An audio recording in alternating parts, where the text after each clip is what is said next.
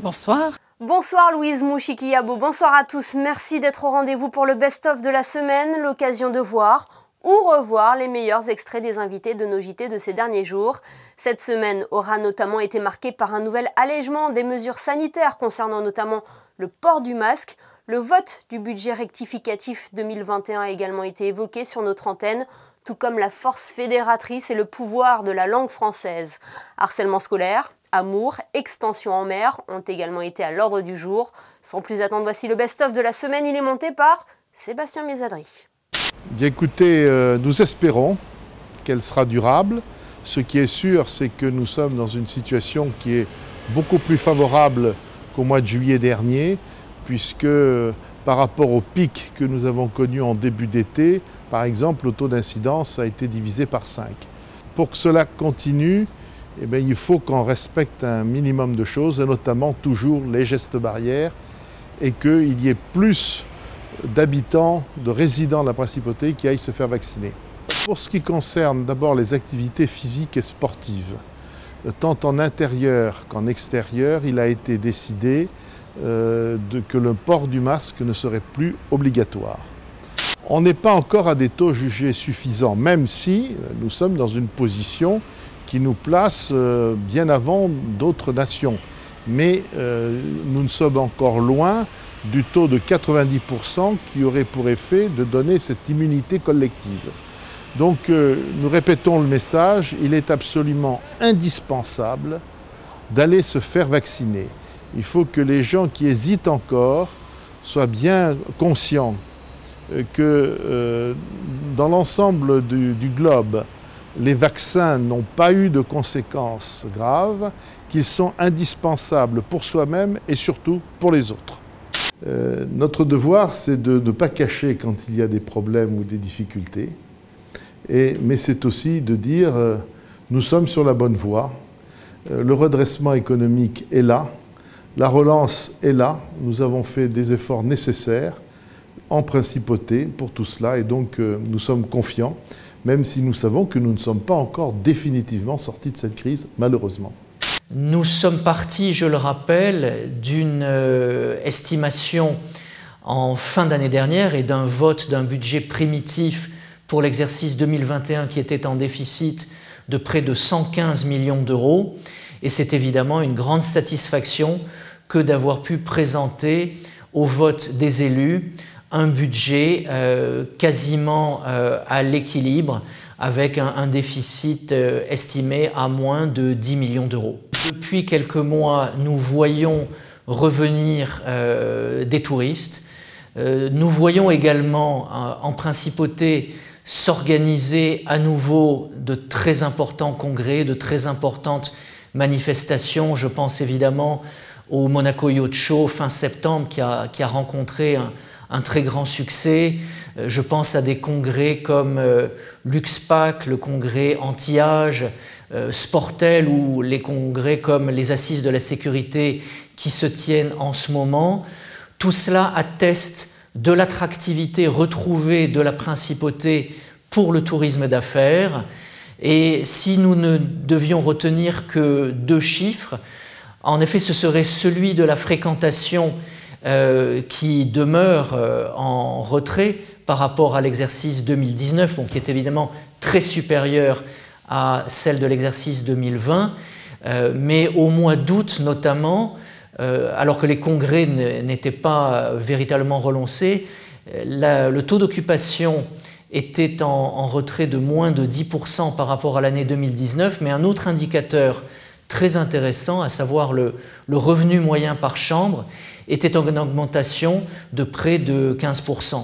On peut et on doit être optimiste en effet, et en atteste, nous en reparlerons dans les prochaines semaines je pense, le fait que cette fois-ci pour l'exercice à venir, l'année 2022, a été déposé sur le bureau du Conseil national à fin septembre, un budget primitif qui lui s'affiche à nouveau en léger excédent.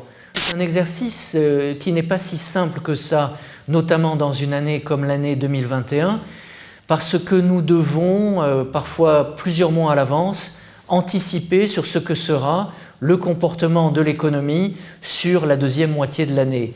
Et cette année, nous avons vu que ces réglages ont dû être effectués à la lumière de ce qui s'était réellement passé, notamment pendant l'été, ce qui fait que nous sommes sans doute très proches de la réalité de la situation économique et budgétaire en principauté pour l'année 2021. En termes d'investissement comme en termes de délai, oui, je peux vous l'affirmer, l'impact du Covid n'a pas été matériel sur ce plan national du logement. Cela a été salué en séance publique également par les élus du Conseil national.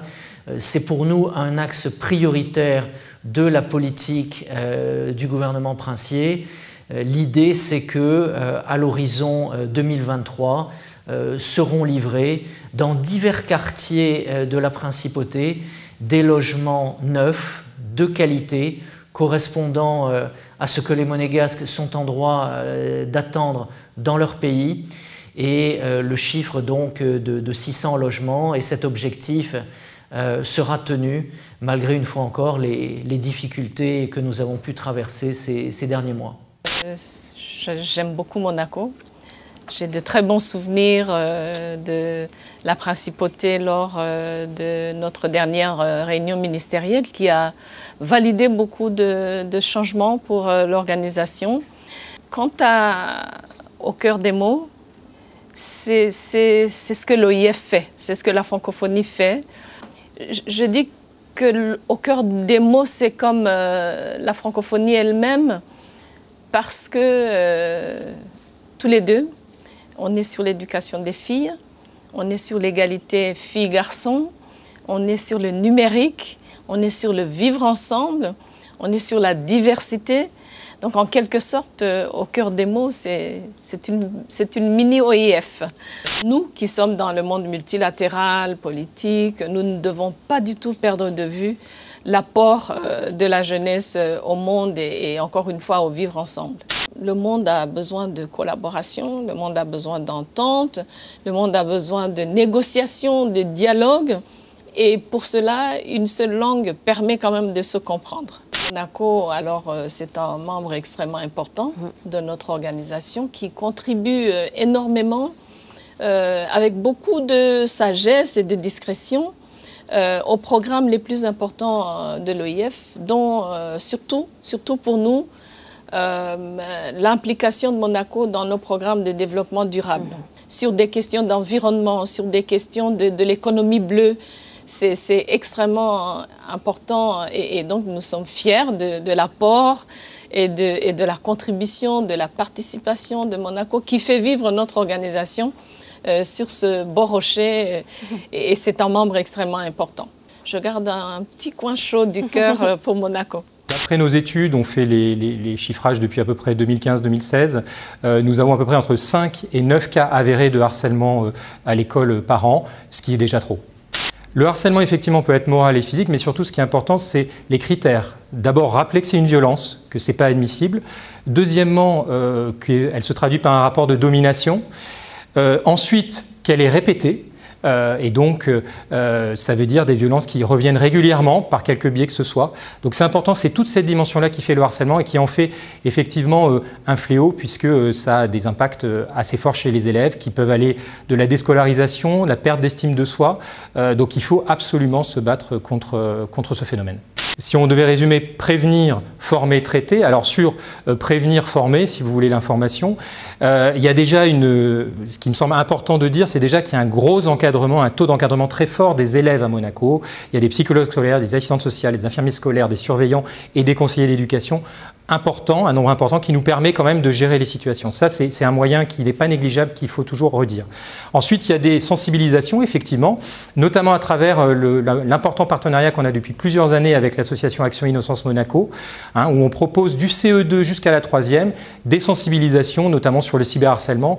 Et puis, on a aussi un partenariat avec le parquet général, avec une intervention du substitut du procureur en 5e et en seconde sur le rappel à la loi pour rappeler aux élèves qu'il y a un certain nombre de faits qui tombent sous le coup de la loi et donc qui doivent en être informés. Et puis, on a un grand événement qui a lieu en général après les vacances de la Toussaint qui s'appelle la journée non au harcèlement. Et c'est le moment dans les établissements pour tout simplement sensibiliser les élèves à cette question, essayer d'apprendre entre les élèves une certaine empathie et un certain respect des autres pour justement lutter contre le harcèlement. Parlez-moi d'amour, c'est un vaste programme. C'est un vaste programme qui a commencé au départ. On parlait aux jeunes et maintenant on en vient beaucoup à parler aux parents pour que le fossé se creuse pas trop entre eux, c'est compliqué. Mais aujourd'hui, les parents ont besoin aussi de comprendre le langage de leur enfant, tout ce qu'ils entendent, voient et vivent parfois. Et c'est pas toujours très facile parce qu'on n'a pas du tout eu le même langage, on n'a pas eu du tout les mêmes habitudes. Et aujourd'hui, les jeunes sont un peu dans leur... Je pense qu'on leur demande beaucoup de choses au niveau... Alors, range ta chambre, mange bio, mange bio, et des bons amis, beaucoup de choses et des bonnes notes, etc. Mais en fait, on ne sait pas... ce qui se passe dans le secret de leur cœur au niveau de la sexualité. Et je pense que ce serait chouette que les parents aussi se mettent parfois à l'école de leurs enfants en leur disant cette jeunesse me pose vraiment plein de questions, je ne sais pas très bien comment y répondre, est-ce que tu pourrais m'aider à la connaître ? Les jeunes sont un peu déstructurés, c'est-à-dire qu'ils peuvent vivre des choses avec leur corps en ayant l'impression que le cœur ne va pas être touché. Par exemple, le sex friend. Et en fait, on peut vivre sa sexualité avec son corps, mais on met son cœur de côté. Mais je ne crois pas que ce soit vraiment possible en les écoutant individuellement. Et du coup, leur intelligence, parfois aussi, ils sont des jeunes incroyablement intelligents qui se posent des vraies questions sur la liberté, etc. Mais ils sont un peu perdus quand il s'agit de poser des actes dans leur sexualité. Ils ne se posent pas toujours quelles conséquences cela va avoir dans 5 ans, 10 ans, 15 ans pour moi.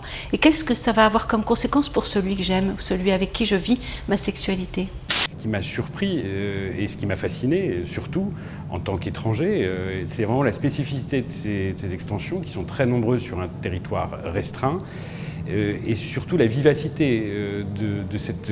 Monaco est comme un peu un organisme vivant qui se déploie, mais pas au détriment d'un autre organisme. Et c'est pour ça qu'on a choisi ce titre de conquête pacifique, un peu antinomique. C'est comment on se déploie sans forcément conquérir des espaces qui appartiendraient à d'autres, mais sur la mer, et quels sont les enjeux. En revanche, j'ai trouvé ça tout à fait fascinant, ce qu'il a fallu comme inventivité, imagination, ressources techniques pour pouvoir les mettre en œuvre. Ce qui fait de ces extensions, ce qui les rend d'autant plus extraordinaires, c'est qu'elles se font dans un contexte géographique qui est complexe, c'est-à-dire une montagne qui tombe à pic dans la mer, parfois des fonds très importants qu'il faut remblayer.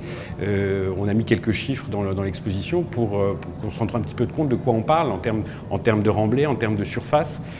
J'ai forcément en tête l'exemple de Fontvieille, qui est tout à fait exceptionnel, de 22 hectares gagnés sur la mer et qui a modifié durablement la vie à Monaco. Conquête pacifique extension en mer à Monaco est à découvrir jusqu'au 2 janvier 2022.